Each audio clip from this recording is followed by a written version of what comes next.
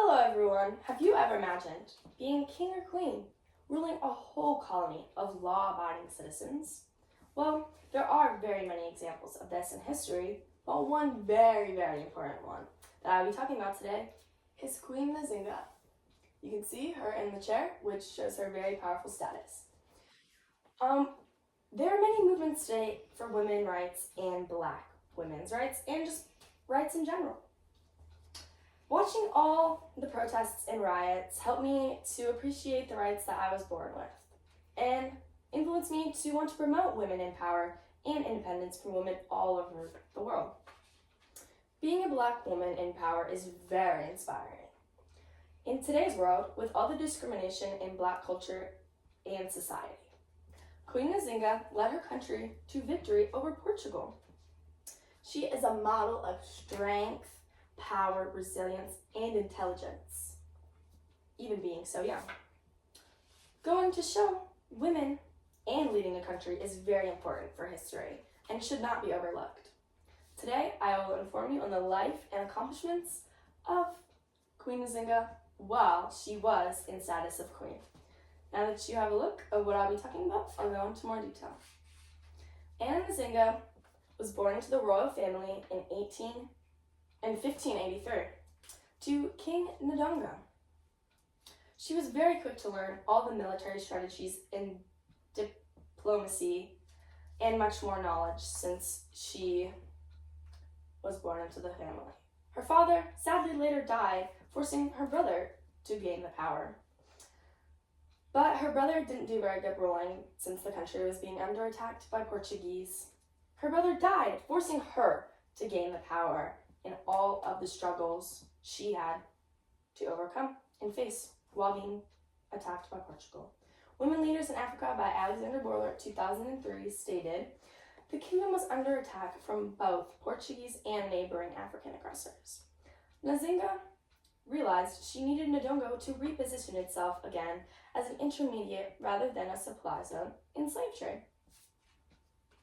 The Portuguese wanted to exploit all of her people, women, men, children, old people, everyone, into slave trade and take all of their resources. She used her knowledge, previously learned as a kid, to become allies and negotiate with the Portuguese instead of fighting. During their meetings that they would have, they wanted her to sit on the ground, but she refused.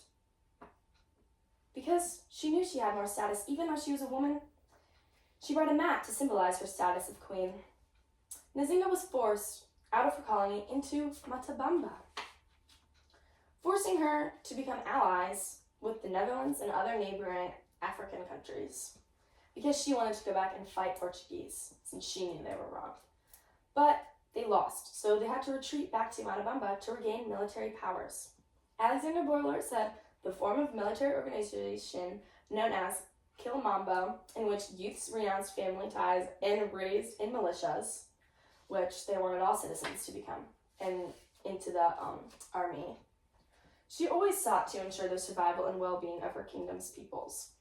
Her personally leading the colony shows the bravery and fear that she had to attain to overcome her fears of being a woman in power. She was a leader. Nzinga's leadership in the battlefield inspired her and her troops, even though they were facing multiple challenges along the way, such as betrayal from former allies. The Portuguese is a great example. Colonies forced attacks on her country, and her being so resilient kept her troops fighting. These are the weapons they used and how they fight back then. Miss Nzinga's accomplishments go out and beyond just the military. She was a leader. Women, men, children, for everyone. She established national identity and unity among all of her people. All the policies she implemented implemented strength to her people and economy, influencing trade and agriculture, which was very important at the time, as well as gender norms were challenged, helping women gain power in society. Her legacy will not be forgotten. Her accomplishments should not be overlooked. They have changed history. Her country Her contributions to the world are an inspiration to today. People believe women can't, but she proves that women can.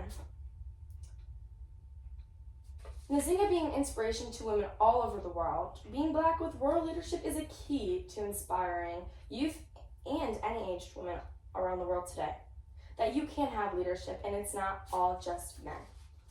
Showing her facing adversity can be very empowering, inspiring movements about equality, freedom, and women's rights. Ultimately, being a symbol for strength and capability of African leaders.